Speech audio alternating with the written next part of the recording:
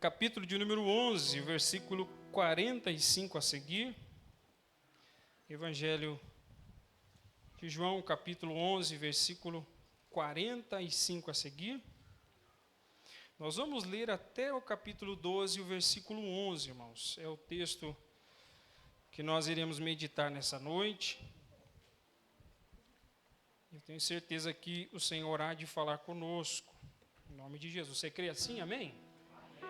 Glória a Deus. João 11, verso 45. Tem alguém ainda está procurando? Glória a Deus. Todos acharam? Amém? Diz assim a palavra do Senhor. Muitos, pois, dentre os judeus que tinham vindo visitar Maria, vendo o que fizera Jesus, creram nele. Outros, porém, foram ter com os fariseus e lhes contaram dos feitos que Jesus realizara. Então os principais sacerdotes e os fariseus convocaram o sinédrio e disseram: que estamos fazendo, uma vez que este homem opera muitos sinais? Se o deixarmos assim, todos crerão nele. Depois virão os romanos e tomarão não só o nosso lugar, mas a nossa própria nação. Caifás, porém, um dentre eles, sumo sacerdote naquele ano, advertiu-os dizendo: vós nada sabeis, nem considerais que vos convém que morra um só homem pelo povo e que não venha a perecer toda a nação. Ora, ele não disse isso de si mesmo, mas sendo sumo sacerdote naquele ano, profetizou que Jesus estava para morrer pela nação. E não somente pela nação, mas também para reunir em um só corpo os filhos de Deus que andavam dispersos. Desde aquele dia resolveram matá-lo. De sorte que Jesus já não andava publicamente entre os judeus, mas retirou-se para uma região vizinha ao deserto, para uma cidade chamada Efraim, e ali permaneceu com os seus discípulos. Estava próxima a Páscoa dos judeus, e muitos daquela região subiram para Jerusalém antes da Páscoa para se purificarem. Lá procuravam Jesus, e estando eles no templo, diziam uns aos outros: que vos parece? Não virá ele à festa? Ora, os principais sacerdotes e os fariseus tinham dado ordem para que, se alguém soubesse onde ele estava, denunciá-lo a fim de o prenderem. 6 dias antes da Páscoa foi Jesus para Betânia, onde estava Lázaro, a quem ele ressuscitara dentre os mortos. Deram-lhe, pois, ali uma ceia. Marta servia, sendo Lázaro um dos que estavam com ele à mesa. Então Maria, tomando uma libra de bálsamo de nardo puro, muito precioso, ungiu os pés de Jesus e os enxugou com os seus cabelos. E encheu-se toda a casa com o perfume do bálsamo. Mas Judas Iscariotes, um dos discípulos, o que estava para traí-lo, disse: por que não se vendeu este perfume por 300 denários e não se deu aos pobres? Isso disse ele não porque tivesse cuidado dos pobres, mas porque era ladrão, e tendo a bolsa tirava o que nela se lançava. Jesus entretanto disse: deixa que ela guarde isso para o dia em que me embalsamarem. Porque os pobres sempre os tendes convosco, mas a mim nem sempre me tendes. Soube numerosa multidão dos judeus que Jesus estava ali, e lá foram não só por causa dele, mas também para verem Lázaro, a quem ele ressuscitara dentre os mortos. Mas os principais sacerdotes resolveram matar também a Lázaro, porque muitos dos judeus, por causa dele, voltavam crendo em Jesus. Amém, queridos? Feche seus olhos e vamos orar pedindo a graça de Deus nessa noite. Pai, nós queremos mais uma vez em oração se colocar diante de Ti, clamando da Tua misericórdia sobre nós, Pai, para que na meditação da Tua palavra possamos compreender, Senhor, e compreendendo, Senhor, guardá-la em nosso coração, e guardando em nosso coração sermos transformados. Pai, o desejo do meu coração nesta noite é que o Senhor tenha misericórdia de nós, Pai, fazendo-nos compreender adequadamente aquilo que o Senhor deseja comunicar aos nossos corações nessa noite, Pai. Estende as Tuas mãos, que o Teu Espírito Santo toque em cada um de nós e que nós possamos sair daqui, Senhor, cheios do Teu Espírito Santo. É minha oração em nome de Jesus. Amém. Por gentileza, pode se assentar, queridos.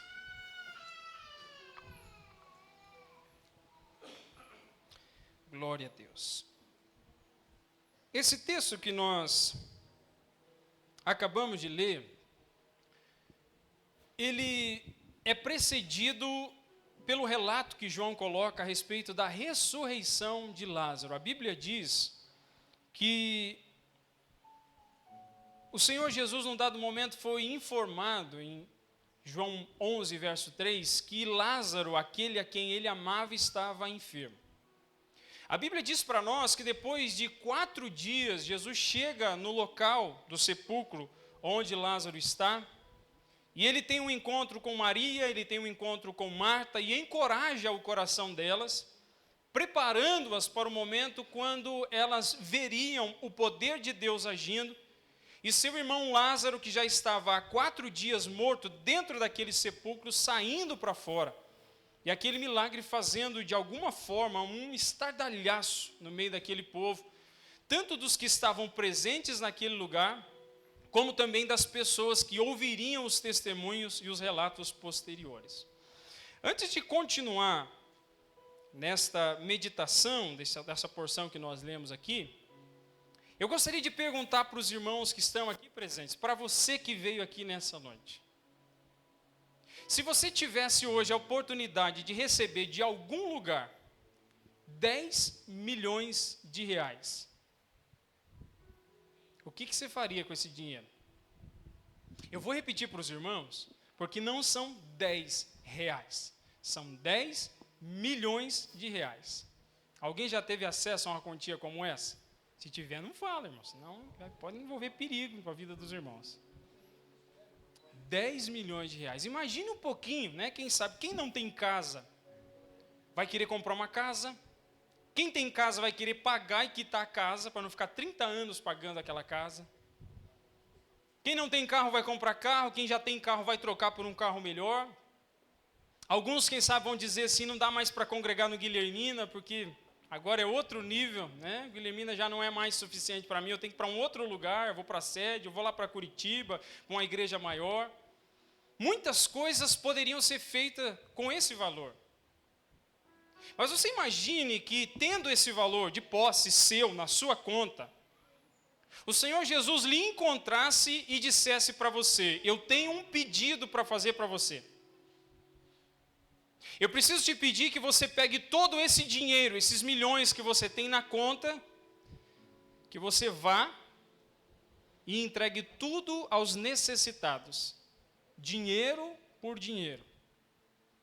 Associação, pessoas carentes e vários outros lugares. Eu quero que você pegue essa quantia e entregue tudo. E como ele diz para o jovem rico lá em Mateus capítulo 19, ele vai dizer para mim e para você: você vai e se desfaz desses 10 milhões e volta e me segue. Irmão, você teria coragem de fazer isso? Você teria coragem de abrir mão de uma quantia em dinheiro que poderia solucionar a sua aposentadoria? Quem sabe alguém aqui com 15 anos de idade, que esteja nessa igreja, com 20 anos de idade, que recebesse uma quantia como essa, nunca mais precisaria trabalhar, a não ser que quisesse, fizesse muita questão de levantar todo dia às 6:30 da manhã para ir para o trabalho. Mas eu gostaria de meditar com os irmãos nessa noite, a partir deste texto, porque Jesus, ele é muito categórico em dizer para nós que a preciosidade que há em fazermos parte do reino de Deus é algo que nada neste mundo pode se comparar. Ainda a título de introdução, para que fique mais claro para os irmãos, lá em Mateus capítulo 13, Jesus proferiu 2 parábolas. Ele proferiu mais, mas essas 2 nos chamam muito a atenção, que elas são também chamadas de parábolas do reino dos céus. Jesus diz assim que o reino dos céus é comparado a um homem que encontra um campo, e nesse campo cavando encontra um tesouro muito precioso. E depois de encontrar esse tesouro precioso, ele vai, vende tudo o que ele tem, depois volta, compra aquele campo para ele. Jesus ainda diz que o reino dos céus é comparado a um homem que compra, que comercializa pérolas preciosas, e ele vai e vê uma pérola muito preciosa. E vendo aquela pérola preciosa, ele vai também de igual forma, vende tudo o que ele tem, depois volta, compra aquela pérola e toma para si. Eu queria meditar com os irmãos nessa noite, que o reino dos céus só tem acesso por intermédio de Jesus Cristo. Então a nossa mente deve estar focada no seguinte: se nós queremos ter acesso ao reino de Deus e desfrutar de todos os privilégios que só no reino de Deus nós encontramos, é só por intermédio de Jesus Cristo. A vida eterna nós só conseguimos em Jesus Cristo. Ele é o pão vivo que desceu do céu. Ele é a água viva que dessedenta a alma dos homens. Ele é aquele que é a ressurreição e a vida. É aquele que nos garante vida agora e vida eterna quando Ele vier buscar o seu povo. Eu queria propor para os irmãos aqui que existem pelo menos 4 tipos de pessoas nessas passagens que nós lemos, que tinham uma percepção a respeito de Jesus. 4 percepções diferentes. E o tema da mensagem dessa noite é: qual o valor que Jesus tem para você? Nós acabamos de ler aqui nos versículos 45 e 46, que muitas pessoas dos judeus presenciaram os milagres de Jesus, o milagre de Jesus da ressurreição de Lázaro. E nós podemos dividir esse grupo que presenciou a ressurreição de Lázaro em 2. Nós lemos aqui no versículo 45 que parte deste povo creu em Jesus, porque viram Lázaro ressuscitando dentre os mortos, porque estavam convictos de que aquele homem que entrou dentro daquele túmulo entrou morto e jamais sairia dali, e que ali dentro daquele túmulo seu corpo se decomporia e ele nunca mais sairia dali vivo. Muitas pessoas estavam na expectativa, olhando e quem sabe imaginando: quem é esse homem Jesus? Será que ele tem poder para poder fazer alguma coisa? Porque nós vimos, algumas dessas pessoas viram Jesus realizando milagres no meio das cidades, em Jerusalém, em cercanias de Jerusalém. Jesus fez muitos milagres, mas quem sabe muitos deles ainda não tinham visto Jesus ressuscitando os mortos. E a Bíblia nos diz que Jesus ressuscita, traz de volta Lázaro, dizendo: Lázaro, sai para fora. E boa parte dessa multidão que vê esse milagre, o versículo 45 do capítulo 11 diz para nós que eles creram em Jesus. Só que uma outra parcela de pessoas que viu Jesus realizando aquele milagre, saiu dali e imediatamente foram procurar as autoridades dos judeus e os fariseus para contar a respeito do milagre que Jesus tinha feito. E aqui surge o primeiro grupo de pessoas que nós entendemos que para essas pessoas Jesus é um problema. Eu quero que você deixe a tua Bíblia aberta para que nós meditemos ali. No mesmo capítulo 11 que nós acabamos de ler, veja no versículo 47. Então os principais dos sacerdotes e os fariseus convocaram o sinédrio, fizeram uma reunião entre aqueles religiosos e disseram: que estamos fazendo uma vez que este homem opera muitos sinais? Se deixarmos assim, todos crerão nele.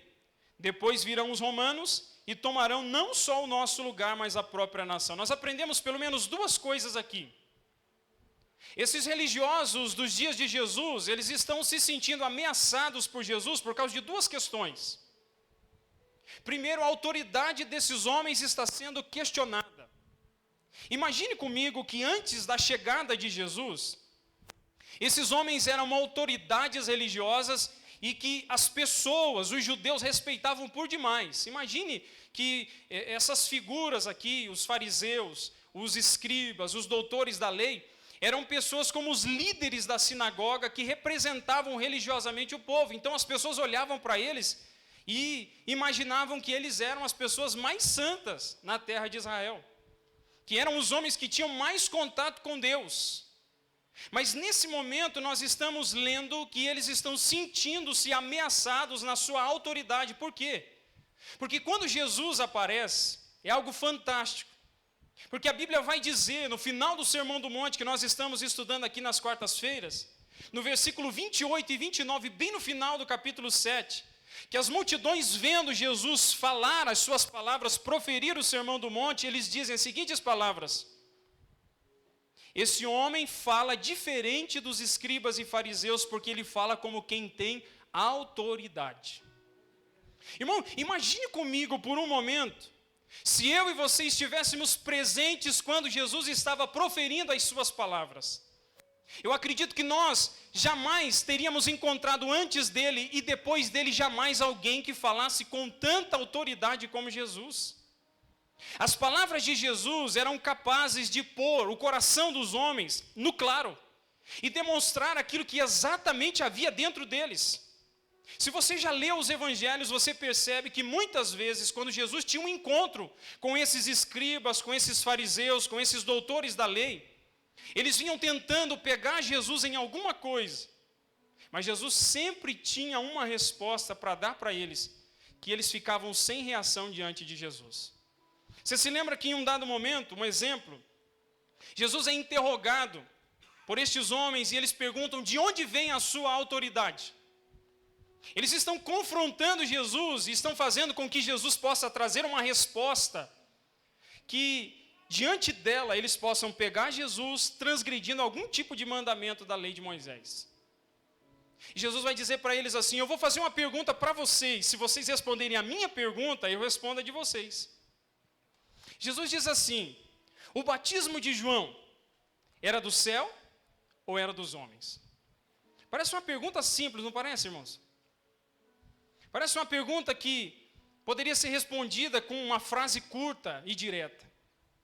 Mas a Bíblia nos diz que essa resposta não era tão simples, porque esses homens que queriam pegar Jesus, eles estavam pensando: se nós dissermos que o batismo de João era do céu, ele vai dizer para nós: então por que vocês não creem? Se foi Deus que enviou João Batista para realizar esse batismo de arrependimento, por que vocês não estão crendo? Vocês estão indo contra Deus. Então eles disseram: então nós não podemos dizer que é do céu. E eles disseram: se nós dissermos que esse batismo de João é da terra, eles tinham medo da multidão, porque a multidão acreditava piamente que João Batista era um profeta de Deus. Eles se voltam para Jesus e dizem assim: nós não podemos responder isso que o senhor acabou de perguntar. E ele disse assim: então nem eu posso responder a vocês. Jesus sempre tinha uma resposta direta e objetiva. E a figura de Jesus incomodava as lideranças religiosas, porque a presença de Jesus, a sua palavra e os seus sinais demonstravam que ele tinha uma autoridade superior do que aqueles líderes religiosos, e isso amedrontava-os. Isso trazia para eles um certo temor, porque comprometia a sua posição. E é interessante observar, porque João vai registrar aqui dizendo que esses homens vão falar que se o deixarmos assim, se nós não fizermos nada com esse homem chamado Jesus, todos crerão nele. Você consegue perceber o que existe aqui dentro? Eles estão dizendo que todo mundo está acreditando nos sinais que Jesus faz, porque estão vendo os milagres que Jesus realiza. Irmão, Jesus purificava leprosos, Jesus fazia os olhos dos cegos abrirem, ele fazia o mudo falar, ele fazia o surdo ouvir, ele purificava pessoas que estavam contaminadas com algum tipo de pecado, ele fazia o tempo, o mar se acalmar, ele tinha autoridade sobre a natureza, ele tinha autoridade sobre os males, sobre os demônios. Jesus era um ser totalmente diferenciado. Nunca existiu ninguém como o Senhor Jesus Cristo. E esses homens viam os sinais de Jesus. E uma coisa que nos chama a atenção: eles não podiam negar o que Jesus estava fazendo, mas eles se recusavam em acreditar no que Jesus estava fazendo. Você consegue perceber isso? Eles estão convictos de que Jesus está fazendo algo que ninguém nunca fez. Eu não sei se os irmãos já leram, mas quando você abre a Bíblia nesse mesmo Evangelho de João, capítulo 9, Jesus cura um homem cego de nascença. Depois que esse homem é curado e é trazido diante dos fariseus, os fariseus interrogam ele, porque estão duvidando, dizendo assim: você não era cego de nascença. Você estava com alguma catarata aí, fez alguma cirurgia e agora está enxergando, fala a verdade. E o homem diz: não, eu sou cego de nascença. Chama os pais dele.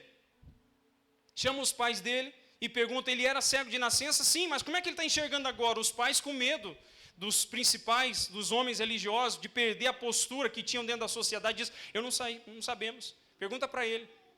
E eles voltam para esse homem e dizem assim: como é que você era cego e agora está enxergando? Porque não pode um homem pecador, chamando Jesus de pecador, não pode um homem pecador como ele fazer um sinal como esse, um milagre como esse. E aí vem um testemunho que faz o meu coração vibrar de alegria, porque um homem cego de nascença, que era marginalizado na sociedade, vai se voltar para esses homens que supostamente estudavam a palavra de Deus, e ele vai dizer assim: se ele é pecador, eu não sei, mas uma coisa eu sei, eu era cego, mas agora eu vejo. E ele ainda vai dizer mais. Ele vai dizer que desde o princípio do mundo nunca se ouviu que alguém abrisse os olhos a um cego de nascença. O que esse homem está dizendo a respeito de Jesus? Ele está dizendo assim: nunca ninguém existiu como esse homem. Ninguém nunca falou como ele. Ninguém nunca teve poder como ele. Ninguém fez tanta coisa e perdoou pecados como só esse homem pode fazer. Esses homens estão vendo, esses religiosos estão contemplando os milagres de Jesus. Eles não podem negar, mas eles não querem acreditar nos milagres de Jesus. E diante disso, eles se sentem ameaçados na sua autoridade religiosa. A segunda ameaça que eles sentem é a ameaça dos poderes políticos. Veja que eles vão dizer, registrado aqui na parte B do versículo 48, virão os romanos, se nós não dermos um jeito nesse Jesus, e eles tomarão não só o nosso lugar, e aqui o nosso lugar é a posição que eles têm de influência política dentro da nação. E eles vão dizer, eles vão tomar, os romanos vão tirar não só o nosso poder político aqui dentro da nação, mas vão tirar também a própria nação de nós. Querido, você está conseguindo entender o que esses homens estão fazendo? Eles estão diante do Filho de Deus, realizando milagres qual nenhum outro ser humano realizou na história da humanidade.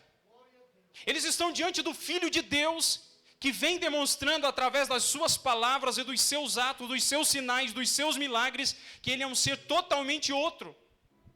Mas esses homens se recusam a poder se submeter debaixo das mãos dele, porque tem medo de perder os seus privilégios religiosos e os seus privilégios políticos. Você consegue perceber aqui a ligação que isso tem com os nossos dias? Você já percebeu que a presença de Jesus Cristo nos nossos dias, e entenda aqui a presença de Jesus Cristo através da pregação do Evangelho, ela incomoda muitas pessoas, não incomoda? Às vezes as palavras de Jesus incomodam até eu e você que somos cristãos. Porque quando nós lemos as palavras de Jesus, elas confrontam o nosso coração e elas demonstram que nós estamos numa posição totalmente inferior daquilo que Ele deseja para nós. Você já percebeu que a sociedade quer colocar para fora, ela quer calar de maneira completa todo o testemunho da igreja, porque a igreja é a testemunha de Deus sobre essa terra. É a igreja, a voz de consciência que diz para este mundo que aborto continua sendo um atentado contra a vida e um homicídio. Que Deus tem os seus padrões, porque Ele criou esse universo e tudo que existe é segundo a vontade de Deus. E a igreja proclama aquilo que é pecado, é transgressão, é desobediência contra Deus. E a igreja faz isso. E o que fazem com a igreja quando a igreja se posiciona e fala em nome de Jesus? Volta para o Antigo Testamento e perceba que Deus sempre enviou os seus profetas, e através dos seus profetas, Deus estava condenando os pecados do povo, e muitas vezes os pecados da própria liderança dos reis de Israel. E quando os profetas se levantavam e apontavam os erros e os pecados do povo de Israel, o que os reis faziam? Matavam os profetas. Se você tem dúvida disso, você vai ver que no Novo Testamento tem um profeta, que eu acabei de citar ele aqui durante essa mensagem, que é João Batista. Ele se volta para Herodes, que se casou com a cunhada, numa atitude de adultério, e João Batista diz assim para Herodes, para o rei: não é lícito você possuir a mulher do teu irmão. Você imagina, irmãos, um profeta se levantando e indo diante do rei e confrontando o rei no seu pecado. Você teria coragem de fazer isso, irmãos? Teria ou não? Pegar um ônibus aqui, rodoviário, ir lá no Distrito Federal, vamos pensar, ir lá e falar para o Bolsonaro: olha, não te é lícito fazer isso que você está fazendo. Não vou dar ideia, né, irmão? Daqui a pouco vai chover de gente com um cartazinho na frente do Planalto lá, né? João Batista é alguém que não está pensando se vai trazer consequências para ele ou não, mas ele quer proclamar a palavra de Deus. Isso é uma verdadeira postura de um profeta. É alguém que fala em nome de Deus e faz valer a palavra de Deus. É alguém que se coloca diante da nação, se coloca diante do povo e diz assim: nós precisamos nos voltar à presença de Deus. É alguém que faz com que a consciência daqueles que estão entorpecidos seja de alguma maneira incomodada. E o que acontece com João Batista quando ele confronta o rei? A Herodíades, a mulher com quem ele se casou, que era sua cunhada, faz de tudo para que João Batista seja morto, e no final das contas João Batista é morto. E se você acompanhou a leitura aqui, no capítulo 11 mesmo, versículo 53, a Bíblia diz que desde aquele dia, esses religiosos resolveram matar Jesus. Então, como eu disse para você, esse primeiro grupo aqui olhava para Jesus e dizia que Jesus era um problema. E eu quero trazer isso para nós aqui e perguntar para alguém aqui nessa noite: Jesus é um problema para você? Será que quando você olha para Jesus Cristo, será que de alguma maneira a pessoa, o ser santo que Ele é, justo, Rei dos reis, Senhor dos senhores, será que te incomoda de alguma maneira? Será que eu e você estamos tentando formar um Jesus Cristo que se encaixe à nossa vidinha? Que nós o rebaixemos e tentamos formular uma ideia de que Ele é tolerante diante da nossa atitude passiva, da nossa atitude, às vezes, omissa diante da responsabilidade que Ele outorgou nas nossas mãos? Eu quero que você reflita, porque no final nós vamos fazer uma aplicação a respeito disso. O primeiro grupo olha para Jesus e diz: Ele é um problema. O segundo grupo é o grupo daqueles que olham para Jesus e têm curiosidade daquilo que Jesus faz. Volta lá para o versículo 55 do capítulo 11. Estava próxima a Páscoa dos judeus e muitos daquela região subiram para Jerusalém antes da Páscoa para se purificarem. Olha o que acontece aqui, versículo 56. Lá, essas pessoas procuravam Jesus e, estando eles no templo, eles diziam uns para os outros: que parece para vocês? Será que ele não virá à festa? Para muitas pessoas, como nós já meditamos algumas vezes aqui nos evangelhos, Jesus é alguém que satisfaz a curiosidade dessas pessoas. Para muitas dessas pessoas, Jesus era uma figura de entretenimento. Para algumas dessas pessoas, Jesus era alguém que poderia fornecer alguma coisa para elas, algum tipo de ajuda. Jesus poderia realizar algum tipo de milagre para elas, poderia multiplicar pães e elas se alimentarem de tudo isso. Para muitas dessas pessoas, elas estavam de olho naquilo que Jesus Cristo podia fazer, nos benefícios que Ele poderia trazer. Mas nós vemos aqui, de maneira muito clara dentro dos evangelhos, que essas pessoas tinham segundas intenções com Jesus, mas eles nunca queriam ter uma vida de comprometimento com Ele. Essas pessoas estavam de olho porque ter Jesus por perto era sinal que Ele ia curar alguém, fazer algum milagre. Ele ia realizar algum tipo de questão que aquelas pessoas ficariam pasmadas diante dEle, porque aonde Ele estava, milagres aconteciam, sinais se realizavam. Só que a grande questão é que essas pessoas, elas são aquelas que na hora da bonança elas estão por perto, mas quando a situação aperta, elas vão embora e abandonam Jesus. Você tem dúvida disso? Porque até 12 ou 11 discípulos, que um já estava entregue, né? Judas. 11 discípulos estão com ele no Getsemane. E diante do momento em que eles estão enfrentando, um momento de grande tensão, Jesus está para ser preso. O medo, quem sabe, toma conta daqueles discípulos. E nós vemos o medo tomando conta do coração de Pedro. E ele pega a sua espada e corta a orelha de Malco. Aquilo ali, irmãos, não é uma atitude corajosa. Aquilo ali é um relance do coração na intenção de reagir e quem sabe poder trazer algum tipo de afronta àquelas pessoas para que elas se recuassem, mas é uma atitude movida pelo medo. E quando Jesus profere as palavras, falando com Judas, falando com os soldados, cadê os discípulos, irmãos? Aonde que estão os discípulos? Jesus está sozinho, os discípulos foram embora. Se os discípulos que andaram com Jesus e tiveram contato de perto com Ele, viram os sinais e tinham mais intimidade com Ele do que qualquer outra pessoa. E a multidão, aonde estava nesse momento? A multidão tinha ido embora, porque a multidão não quer compromisso com Cristo. Ela só quer os benefícios que Cristo pode dar, e não são benefícios eternos. A multidão estava disposta a receber milagres, curas, multiplicação de pães e outras coisas mais, mas eles não queriam perdão de pecados, e aqui está a tristeza, que não só está naqueles dias, mas enfrenta nos nossos dias também. Pessoas que querem os benefícios de Jesus, mas se recusam a receber o maior benefício, que é a salvação da alma.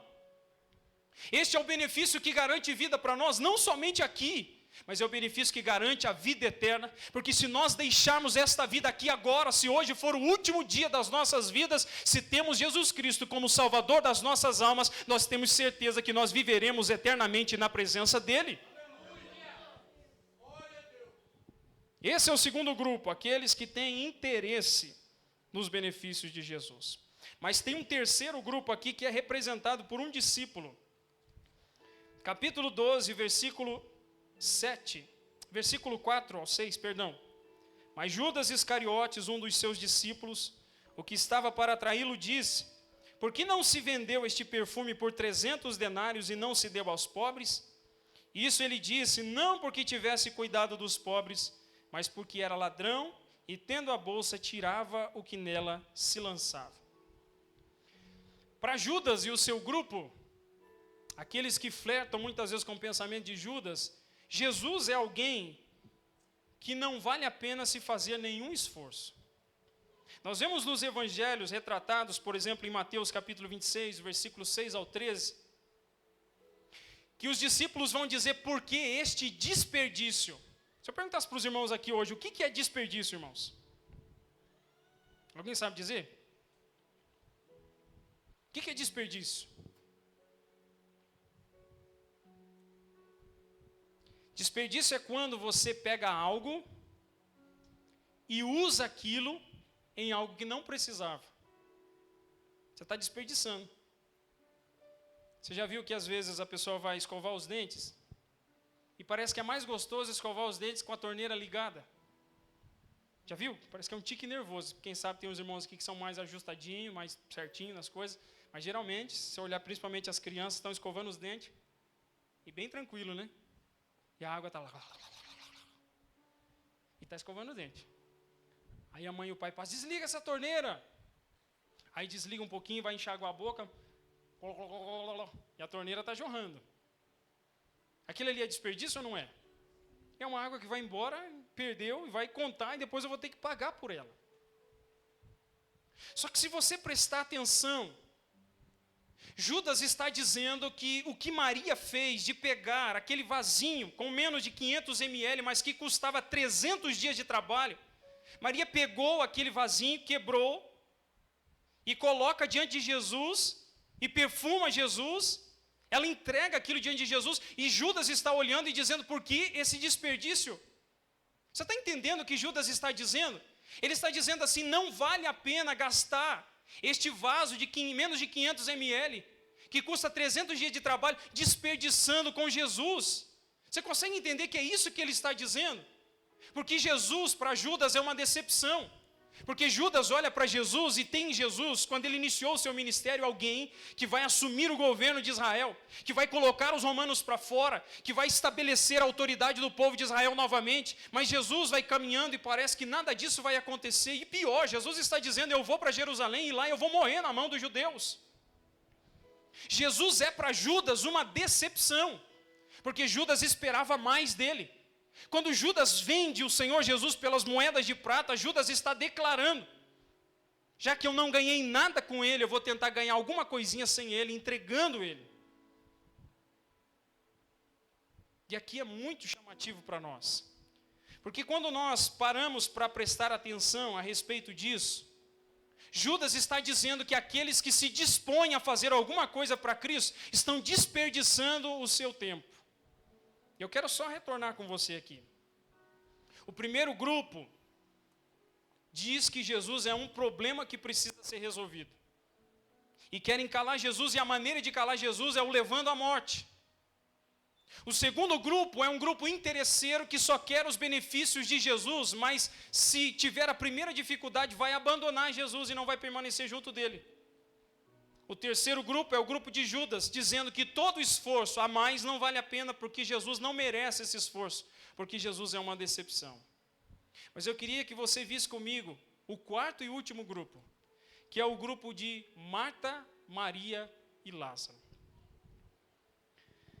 Olha o versículo de número 3, versículo 2 do capítulo 12. Deram-lhe, pois, ali uma ceia. Marta servia, sendo Lázaro um dos que estavam à mesa. Se para os judeus Jesus é um problema, se para os interesseiros Jesus é só um entretenimento, se para Judas ele é alguém que não merece nada, para Marta ele merece o seu trabalho e o seu serviço. Para Marta, Jesus não é alguém que está incomodando quando vem em casa. Igual quando você está sentando para almoçar no domingo e a campainha toca. E aquela alegria invade, dizendo assim, olha a oportunidade de compartilhar alimento com um familiar que veio bem na hora do almoço. É isso que você sente?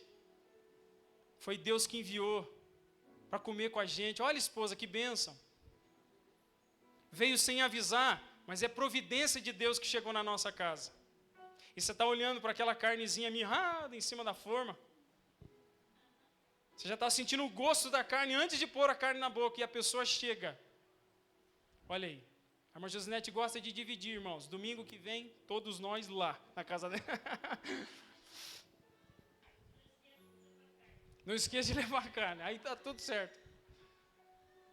Para Marta, Jesus não é um problema. Para Marta, ela não se incomoda que Jesus possa chegar em cima da hora. Para Marta, Jesus é tão especial, porque ele fez algo que ficou marcado no seu coração. Porque um pouquinho antes, o seu irmão estava morto dentro de um túmulo, e ela estava sem esperança nenhuma de ver aquele homem revivendo. Mas Jesus tem um encontro com ela e vai dizer para ela: Marta, eu sou a ressurreição e a vida. Quem crê em mim, ainda que esteja morto, viverá. Se fosse com você hoje dentro dessa igreja, se fosse o teu irmão, se fosse uma pessoa que você ama dentro daquele túmulo, as tuas esperanças estivessem acabadas e destruídas, e você visse o autor da vida se levantando e dizendo: Lázaro, sai para fora, será que haveria gratidão dentro do teu coração? Para olhar para Jesus e dizer: tudo que eu faço para ele ainda é nada, porque ele merece muito, muito e ainda muito mais. Queridos, isso aqui precisa falar aos nossos corações. Porque muitas vezes na prática, Jesus pode ser para mim e para você um problema. Porque através da sua palavra ele pode ficar apontando para nós as nossas falhas, os nossos erros. Pode ser que para mim e para você Jesus seja um caminho de entretenimento para satisfazer uma necessidade simples das nossas vidas, mas sem queremos contato e comunhão com ele. Pode ser que assim como Judas, alguém esteja decepcionado e dizendo assim: Jesus não fez o que eu queria. Não fez eu casar com aquela pessoa que eu tanto queria casar, não me fez ter aquela profissão que eu tanto queria ter. Hoje eu não consigo fazer aquela faculdade que eu tanto desejava, eu não consegui comprar aquela casa que eu queria, e isso, e isso, e isso. E para muita gente Jesus é uma decepção, mas para Marta não. Ela está dizendo: Senhor Jesus, o Senhor é digno do meu serviço, do meu trabalho e de todo o meu esforço. Há uma outra personagem aqui. Se para Marta Jesus é digno do serviço, para Maria, Jesus, ele é digno de que ela entregue tudo.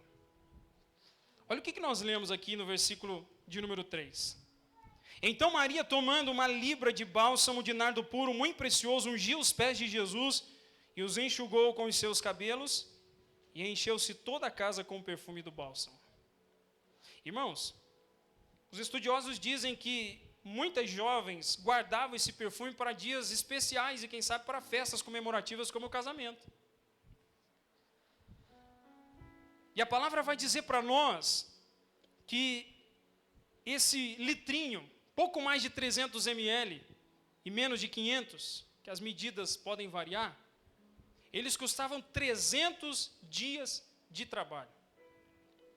Se eu fosse fazer uma conta aqui, uma pessoa que trabalha de segunda a sexta, 12 meses por ano, quantos dias dariam? Quem é bom de geografia e faz a conta para nós?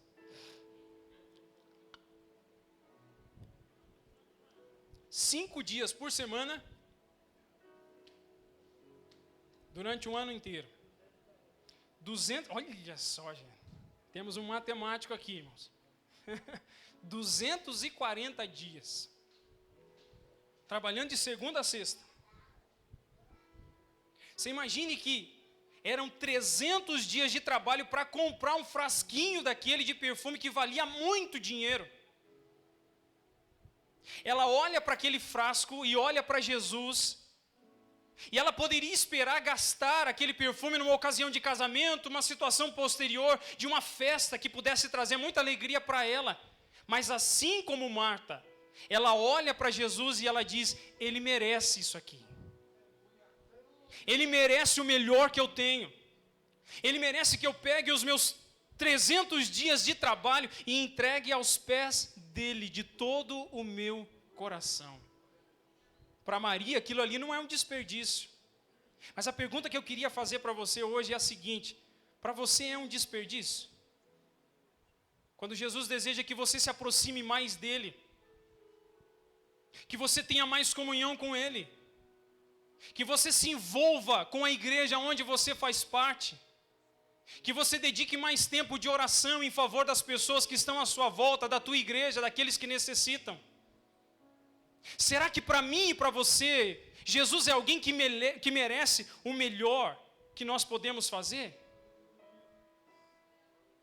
Eu achei maravilhoso porque os jovens cantaram aqui. Meus dons e talentos são para te servir, meus dons preciosos são teus. Não vejo razão na minha vida sem ti, tu és meu Senhor e meu Deus. Meus dons, os meus talentos e os teus talentos, eles são para servir o Senhor Jesus. E a pergunta que eu preciso fazer para você nessa noite: será que você está retendo o teu litrinho de nardo? Será que você está segurando o teu litrinho de nardo? E quem sabe o teu litrinho de nardo é dizer assim: eu não posso me desgastar tanto, eu não posso me entregar tanto nas mãos de Jesus. Pode ser que Ele peça tudo que eu tenho, pode ser que Ele peça o meu coração, os meus dias, pode ser que Ele me comissione para algo que eu não esteja disposto a fazer. Mas eu queria dizer para você, o exemplo de Maria é dizer: Ele merece tudo isso e muito mais. Ele é o Senhor da minha vida, Ele é o meu Salvador, Ele é o Filho de Deus que veio para salvar o mundo. Marta, Maria e Lázaro. Se para Marta vale todo o serviço, para Maria vale todo o recurso e o esforço. E para Lázaro? Olha que coisa interessante que nós encontramos aqui no final do capítulo, do trecho que nós lemos ali, versículo de número 9. Capítulo 12, verso 9 até o 11. Soube numerosa multidão dos judeus que Jesus estava ali, e lá foram não só por causa dele, mas também para verem a Lázaro, a quem ele ressuscitara dentre os mortos. Olha aqui, irmãos, a multidão está indo atrás para ver não somente Jesus, mas para ver Lázaro também. Por que eles estão indo para ver Lázaro, irmãos? Qual que é o sentimento que está tomando conta do coração da multidão? Eu quero ver, ele ressuscitou, Jesus está aqui, mas cadê o Lázaro? Porque se ele ressuscitou o Lázaro, aonde que está o Lázaro? E Lázaro se torna agora um instrumento de propagação da mensagem, porque Lázaro é uma testemunha viva, literalmente viva, de que Jesus ressuscitou. E a Bíblia vai dizer para nós aqui no versículo 11, que agora eles não estão perseguindo, os religiosos não estão perseguindo somente só Jesus para matar, mas agora estão perseguindo Lázaro também. Você sabe qual que é a lição que nós aprendemos? Se para Marta Jesus vale todo o serviço, se para Maria vale todo o esforço e tudo de melhor que eu possa ter nas minhas mãos, para Lázaro Jesus vale a minha própria vida. Aleluia! Oh, queridos irmãos, muitas vezes eu tenho dito aqui sobre esse púlpito que a vida é muito curta, que os nossos dias são tão ligeiros e passageiros, e que muitas vezes gastamos os nossos dias vivendo para o nosso deleite, para a nossa satisfação, para as nossas vontades, para os nossos sonhos, para os nossos objetivos, e a vida vai passar. Mas a pergunta bíblica é: será que eu estou fazendo a vontade de Deus? Será que os meus sonhos é que vão prosperar diante dos sonhos de Deus? É a minha vontade que tem que prevalecer diante da vontade de Deus? Quem sabe até o dia de hoje você viveu desperdiçando os teus dias, mas Deus está falando com você nessa noite dizendo: entregue os teus dias às minhas mãos, entregue o teu serviço, entregue o teu melhor, entregue o teu coração e esteja disposto a entregar a tua própria vida por amor a mim, porque eu salvei a tua alma eternamente. Eu queria finalizar aqui porque o nosso tempo está indo embora. Eu queria recapitular com os irmãos aqui, quando você chegar em casa você possa olhar essa passagem novamente e se lembrar daquilo que Jesus disse. Para os religiosos, Jesus é um problema. Para os curiosos, Jesus é uma fonte de entretenimento. Para as Judas, tudo que é feito para Jesus é um desperdício. Para Marta, Maria e Lázaro, todo esforço vale a pena. Eu queria que você pensasse comigo aqui, que nós estamos olhando a perspectiva do ser humano, e da perspectiva do ser humano nós devemos ser como Marta, Maria e Lázaro. Mas será que Jesus reconhece o esforço que é feito? Sim ou não? A primeira coisa que nós aprendemos com Jesus, que para Jesus, Marta, Maria e Lázaro são amados dele. Se você volta em João capítulo 11, no versículo 3, quando chegam para dar notícia que Lázaro está doente, eles vão dizer assim: Senhor, Lázaro, aquele que o Senhor ama, está doente. Para Lázaro, para Marta e para Maria, existe amor de Jesus, porque Jesus os considera como os seus discípulos. Veja aqui o que ele diz, no versículo de número 54, ainda do capítulo 11. A Bíblia vai dizer que agora os judeus estão perseguindo Jesus, e Jesus já não andava mais publicamente entre os judeus, mas Jesus vai para uma região chamada Efraim, e ali ele permanece com os seus discípulos. Se Jesus está fugindo de certa forma de entrar na cidade de Jerusalém para evitar o tumulto, e ele está junto dos seus discípulos, quando ele chega na casa de Marta, Maria e Lázaro, ele chegou na casa dos seus discípulos também. A primeira coisa que eu disse para você é que Marta, Maria e Lázaro são aqueles que Jesus ama. Jesus ama eles porque eles são discípulos. A terceira coisa que nós aprendemos aqui é que Jesus ama eles, e a prova disso é que Jesus está disposto a conhecer a sinceridade dos seus corações. Jesus é alguém que está disposto a lutar as causas deles. Veja o que diz ali no capítulo 12 e no versículo de número 7. Quando Judas diz: para que esse desperdício? Para que gastar tudo isso nesse momento com Jesus? Verso 7. Jesus diz assim: deixa que ela guarde isso para o dia em que me embalsamarem, porque os pobres sempre os tendes convosco, mas a mim nem sempre me tendes. Jesus está defendendo a atitude dela. Eu queria que você pensasse nessa noite se vale a pena assumir o compromisso de ser uma Marta, uma Maria ou um Lázaro. Primeiro, uma Marta e uma Maria e um Lázaro desfrutam plenamente do amor de Deus. Uma Marta, uma Maria e um Lázaro são aqueles que são discípulos de Jesus, e Jesus pode pousar na sua casa. Essas pessoas, Jesus reconhece a integridade do seu coração, que estão dispostas a servir a Jesus, a entregar o seu coração e tudo aquilo que está nas suas mãos, e estão dispostos, se for necessário, a entregar a própria vida. Jesus conhece a sinceridade do coração dessas pessoas. E eu queria fazer uma pergunta direta e objetiva: quem é você nessa história? É alguém religioso que Jesus é um problema? É alguém curioso que Jesus é a solução de problemas imediatos? Ou é alguém que te decepciona e que você não pode apostar nele, e ele não vale qualquer tipo de sacrifício? Ou você é uma Marta, uma Maria e um Lázaro? Se coloque de pé, meus irmãos.